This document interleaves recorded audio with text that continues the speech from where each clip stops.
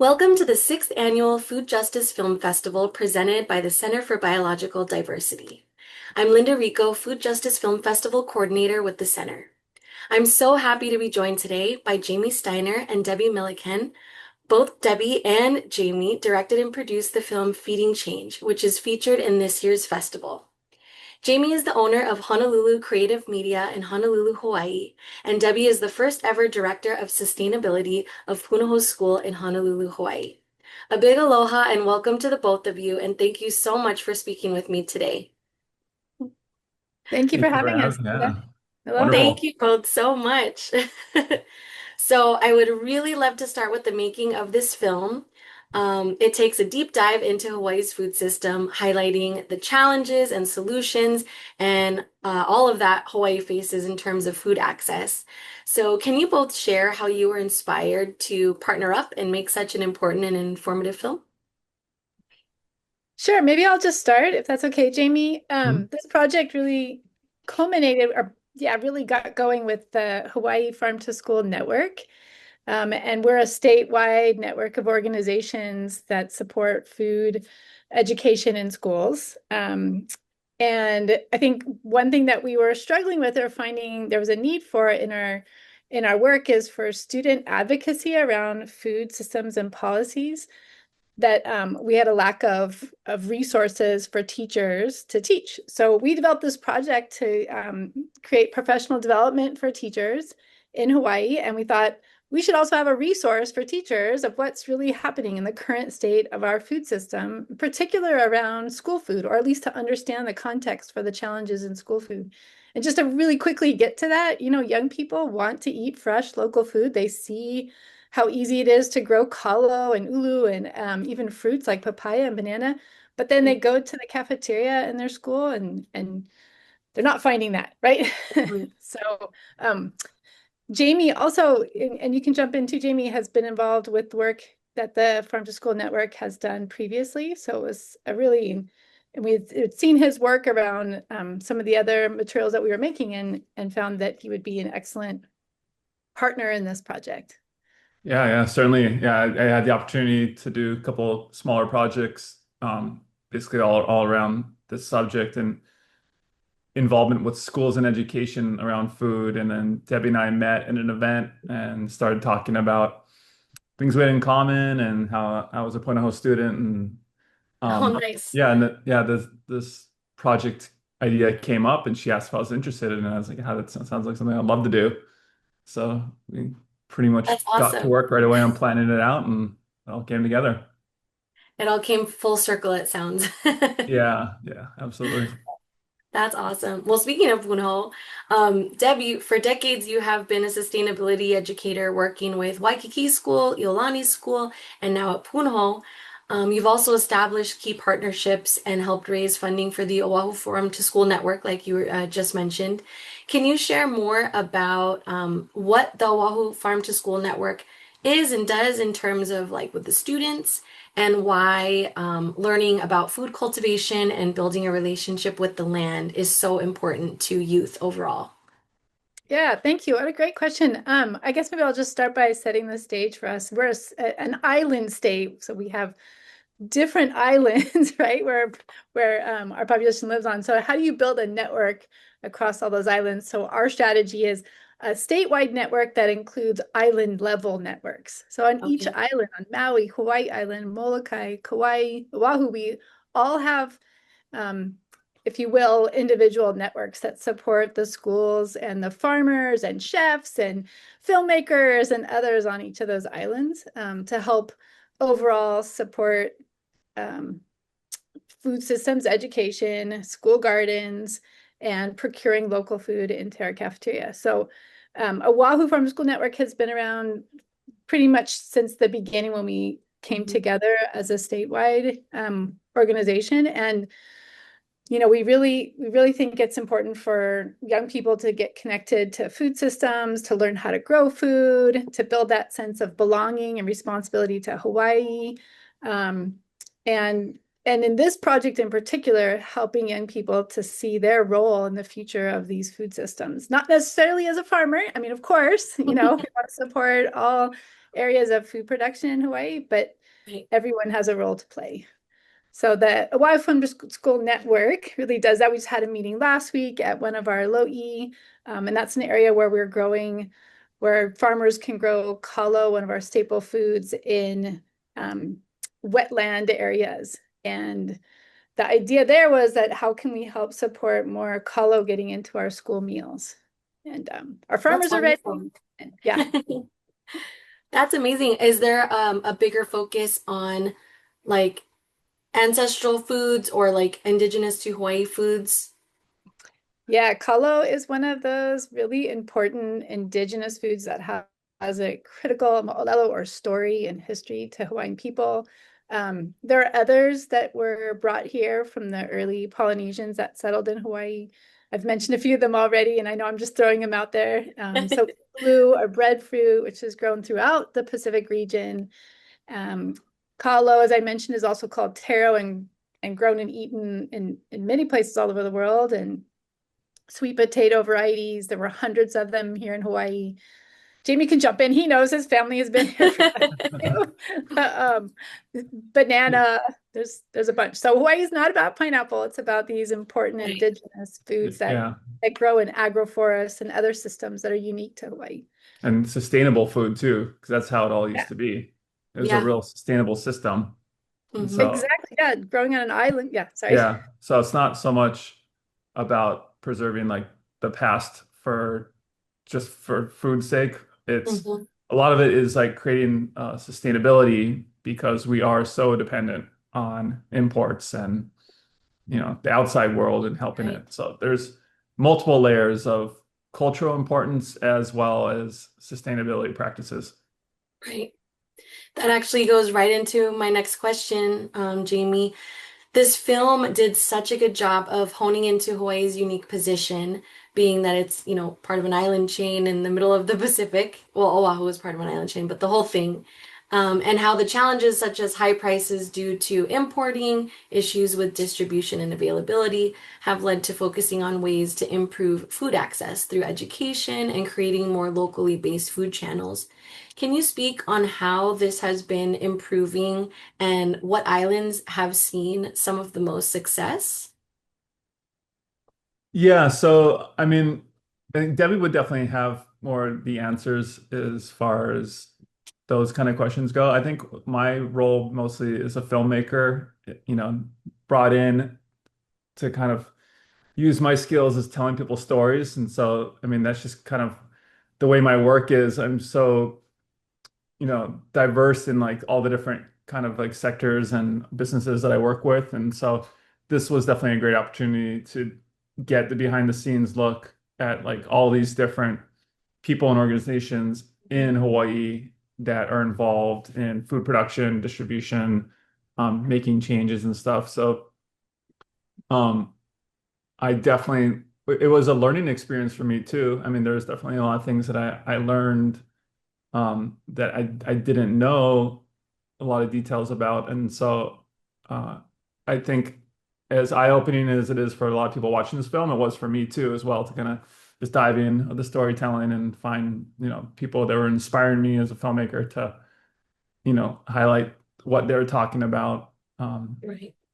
And yeah, I mean, I think one of the biggest things that I took from it was how excited the youth are and making these changes and how important Mhm. it is and stuff. So, um, yeah, it'd just be kind of interesting to see like how things kind of change in the next couple of years based off of what we did with this film and then way people are sharing it and then kind of just rolling with this this movement that's going on with the kids.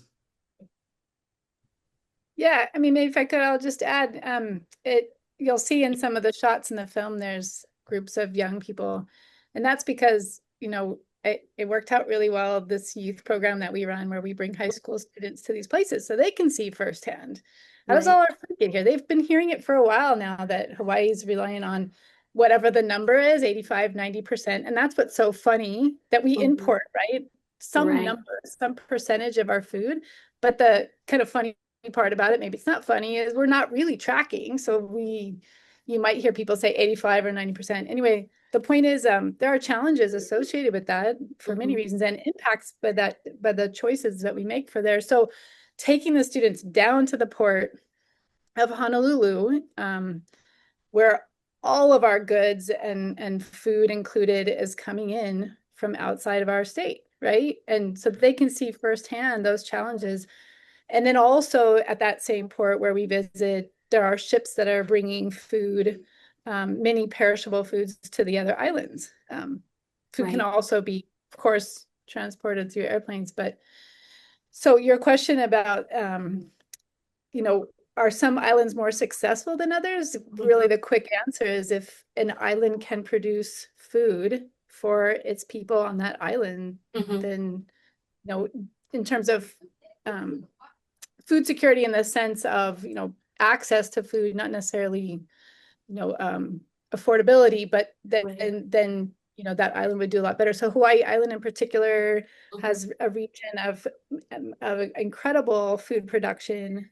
And then, of course, the challenge on the island that we're on Oahu is that we have a huge population, the largest populated island, and less agricultural lands to grow food. But anyway, seeing seeing all of that and exploring those questions with high school youth who come in with obviously a very different perspective than us, having been here for a while, having seen the challenges as an adult, I think is pretty eye-opening, not to say that they're naive, like they understand, they learn about the issues, and then they come in with that fresh look of like, yeah, but what's really important, what's really needed in terms of supporting farmers and eating healthy, nutritious food so that they can thrive. Yeah, and Hawaii is such a diverse state. Island by island has its own character. So like Oahu, where we're on, and in Honolulu, it's a giant metropolitan city. And so trying to change the mindset of people of growing their own food and sustainability when you have like 1 million people in a city center is a lot more difficult than when you go into the outer islands and you have smaller populations, people that have lots of land and they're more like culturally embedded into, more sustainable practices and stuff. So, I mean, we definitely have there's a lot of different, scenarios and stuff of like what's possible and what people are accustomed to. But just in the big picture, yeah, it's very important for us to understand our food situation. Do you think that because of Oahu's metropolitan city and because of the high amount of tourism, do you think that Oahu will kind of always have a bit of trouble fully kind of grasping, like falling into, this very local-based, sustainable, like food access? Or do you think that there are ways, I mean, obviously there are ways around it, but do you think that there are ways that Oahu will be able to kind of, improve on that? Yeah, I think there always will be a challenge, but then there's also a lot of opportunity for people to also change their mindset and then realizing like, oh, we're not like food security is not a guarantee. And then also just kind of getting people more excited about eating local and eating healthier and supporting local agriculture movements and how that does have environmental and economic, benefits to everyone as a whole. So I think Oahu definitely will always have the challenge. But I think it's just getting people to, rise up, step up to the challenge and thrive with it. Yeah. I was just curious to build on that a little bit, to think about the demographics on each island also are quite varied. Not entirely by island, but by region. So when you look at this metropolitan, often visitor centric, if you will, and even those who are residents is, we don't have a majority of any particular culture or and we know that like food preferences can often align with our cultural foods. Well, so now if we say that culturally in Hawaii, eating indigenous foods are better because we can grow them, they grow well here. How do we help to sort of shift the palate of the majority of our residents? And that's why the work, and I think your question was asking as well, is like, how does this work that we do in schools help to support that vision of a future. And it really comes down to, as well, food preferences, right? Because it really, getting the food into the bellies of children is what we're after: nutritious, healthy, locally grown food that's more sustainable for everyone. They need to be familiar with it. They need to build a relationship. And so that's where our school gardens come in, where students are out growing the kalo, growing the ulu, and getting excited. And it's not just those foods. I keep saying those because those are the quick ones that come to mind. Yeah. So, in a report by the Hawaii Food Bank, they found that nearly 1 in 3 Hawaii households are struggling with food insecurity. Research also showed that children 3 years and younger who experience food insecurity face cognitive developmental issues due to undernutrition, while older children suffer from additional physical, developmental, and cognitive impairments. Can you speak more about the more marginalized communities in Hawaii that are affected by food insecurity? Yeah, I mean, I would just jump in to say that it's clear that food insecurity in Hawaii is disproportionately affecting communities of already systemic inequities: Native Hawaiians, Pacific Islander families, immigrants, and households with lower incomes. That's absolutely a challenge. And the challenge really comes down to the high cost of living that Hawaii has created for so many of our families. Right. Yeah. Did you want to add anything, Jamey? Yeah, I mean, that was something that we were exploring in the film too, and it was a thought that I had of, you know, there are some areas that it would have been very obvious to get some footage of communities that are clearly living in low income situations, and you look at the streets and the businesses that are, prominently around it, and it's, your big chain fast food restaurants, and of course there's the smaller mom and pop, kind of local restaurants around there, but it's clearly um, heavily influenced by, fast food and obviously the toll that it takes on people's bodies. Right.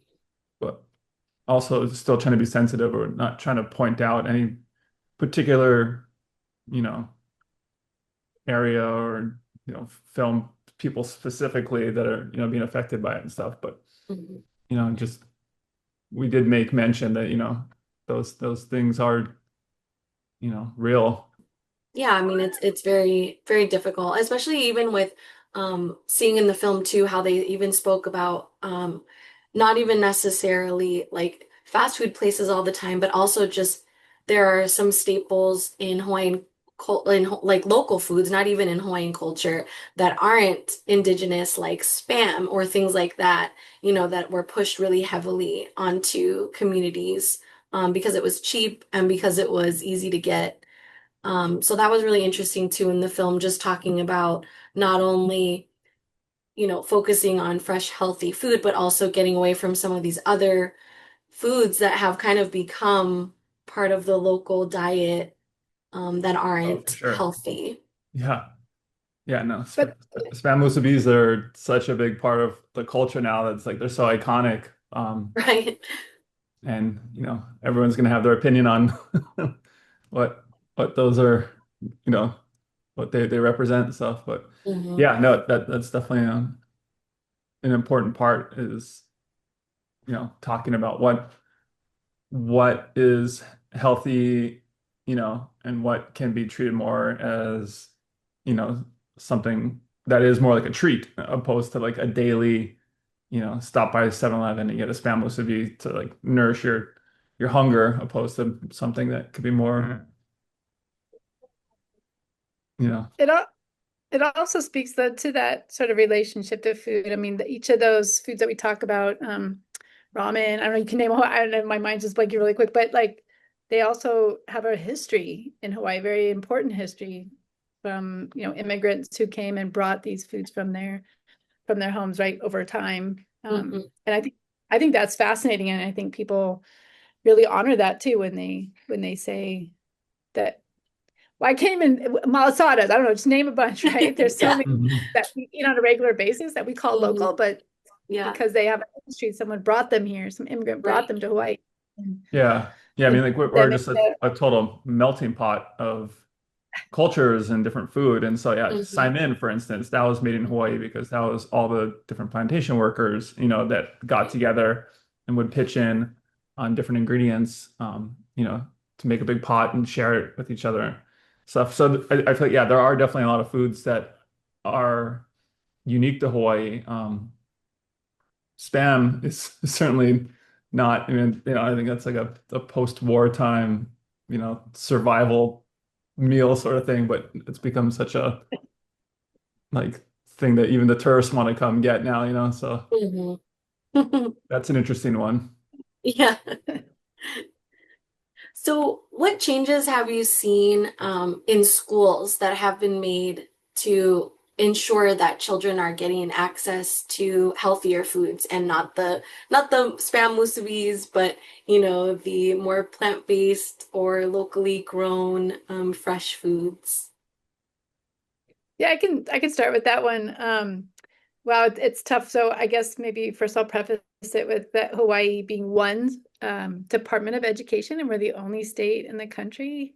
But in terms of food service, I think we're number 7. We're definitely in the top 10 in terms of size Mhm. of food service. So we're the largest kit. The Department of Education is the largest kitchen, if you will, or restaurant, if you will, in the state. And so it's a big challenge, right?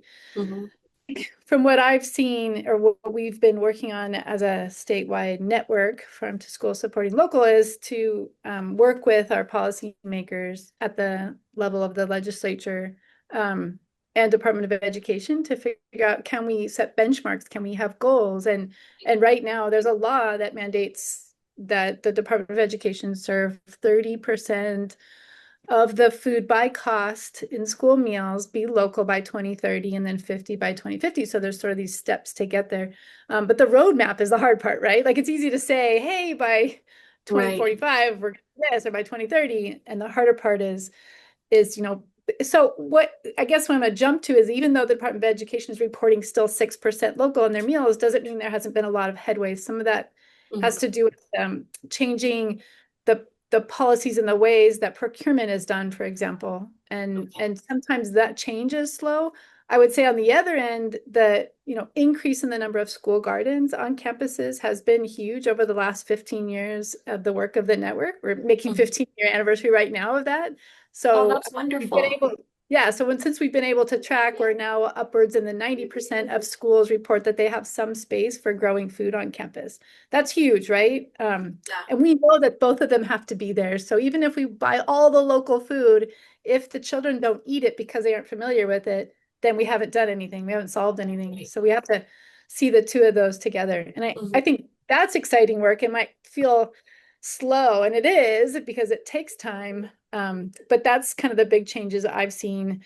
And I think the Department of Education is poised to do more, as I mentioned earlier, about serving kalo or poi in particular Mhm. in school meals. That's expected to happen in the next 6 months, where Oh, every that's child great. in school, every twice a cycle, which means, a couple times a month. Mhm. Wait, did I get that right? Sorry, I might have gotten exactly not exactly right, but to serve poi in our schools regularly is a big deal. So we want to make sure that kids are ready for it and excited about it, and Yeah. that staple ingredient as something to be looking forward to. I think Uh, that's Jamey, amazing. Jamey grew up here though, and he got to eat school food when he was young. How? Yeah, yeah, no, and I've definitely see a lot difference now. Like my daughter is a third grader and stuff, and what Mhm. she's already been exposed to, um, ulu, breadfruit, and kalo and stuff being more available is something that for them to learn about and try in school. It's definitely great. I saw something a couple weeks ago in the news about ulu being served now at a bunch of the public schools. Yeah, that started actually pre-COVID already. They were Oh, had wow. made a couple of menu items for ulu stew. Yeah, it was a ulu stew, right? And then, so basically what that means is, when you have a menu that complies with USDA, then cafeteria kitchens can use that menu and procure Mhm. local. And so, yeah, now they're pushing that back.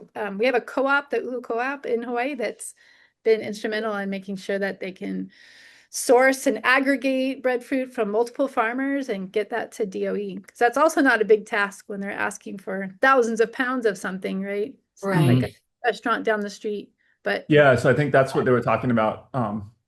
Yeah, because they've been like, experimenting and kind of trickling in and stuff. But I think it's now, I'll have to look for the article and send it to you. But I think it's now become like a regular staple that they can always have. Yeah. So oh, actually, ulu flour Great. pancakes, wasn't that the other one they Oh, there's been a few yeah, new yeah, ulu. Yep. yeah, oh, yeah. I that's feel like great. the That's awesome to ulu is hear. definitely, it seems like the most like dominant food that you see come up now, and Mhm, getting kids involved with local food in the school. And it's so versatile, right? Mhm. And Yeah. right. yeah, and nutritious and Mhm. rest. When we were talking about the Oahu Farm to School Network and just building these kind or creating these spaces for students to learn how to cultivate this food and grow it and have a relationship with it so then they can actually appreciate it when they eat it. Um, how difficult is it to set that up in schools? Have you found that there are some schools that just don't have access to like a land, or how does it work? Is it through another community garden, or what happens? Yeah, yeah, good. It's a bit of all of that. I'd say, what we've seen over the past 15 or 20 years or so is when there's a champion, when there's a teacher, an administrator, or even a parent who has a vision, who sees a possibility, and when there's enough support for that vision, then a school will establish a garden program, for example. And that's happened, and there's some great exemplars. And there's some wonderful organizations like Kokua Hawaii Foundation is one of the first, a nonprofit organization started by Kim and Jack Johnson. And there's others on Maui, one called Grow Some Good. Like those organizations are really key partners to help Mhm. schools to bring in resources, to bring in funding.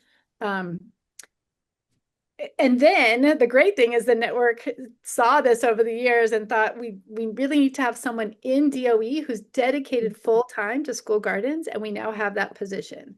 It's a Oh, state that's great. school garden coordinator, right? So that's there to help. I still think what we talk about a lot is the equity piece of it. How do we ensure Mhm. that every child, no matter what school and whether their school has a champion, still gets access to food education, and particularly being able to grow food or visit farms, have farmers Mhm. come in. And there's just that would be ideal.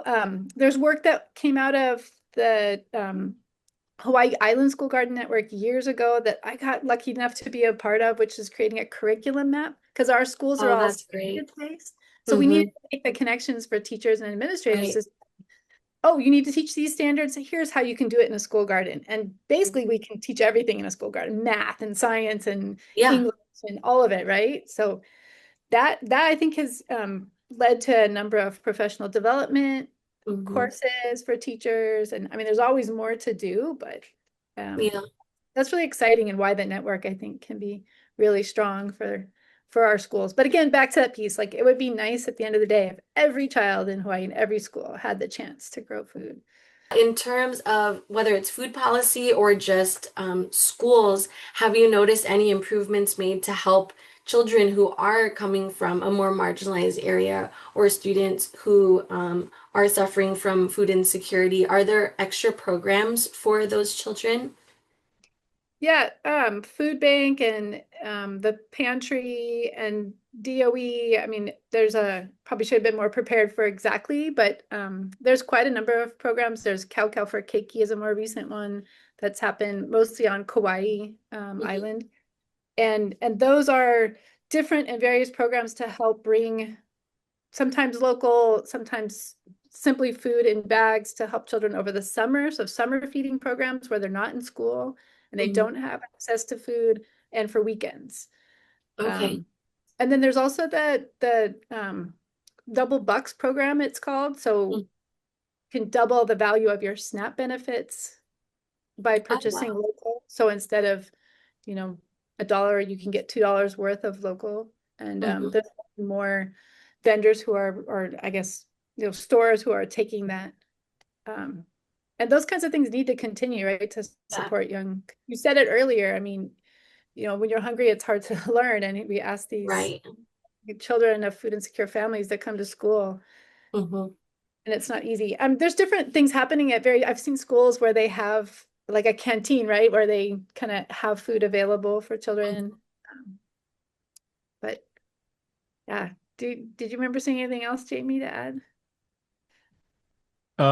Well, it seemed like at the events, um, where, especially at the state capitol, there were a number of kids that really stood out to me, from Waianae, Mhm. especially, who seemed to be absolutely the most passionate about making changes and getting involved in the policy and, bringing up, a lot of the subjects of, what their families are dealing with and stuff. Mhm. So, I think there's a lot of like really strong-minded kids out there who are in this situation, who are actively trying to, get their school and their community involved in, implementing these changes with like getting a school garden and, making sure that their families are eating healthy and are taken care of and stuff. So, Right. yeah. Do you have any other projects that you're working on, and how can we support them? I mean, what Debbie and I talked in the last couple of weeks about, and, started kind of spitballing some ideas of, how we would do the YouTube series and stuff. So, yeah, just kind of we need to put together so we can kind of pitch it, and hopefully, I mean, ideally with like doing it on YouTube is if you can get some Yeah. sponsors, that, just a, for example, like a company like Yeti, Hmm. or, someone that makes products that can Right. be used in, like food storage and container and consumption, something like that, where Hmm. they can, fund a series and stuff because their things get used in it.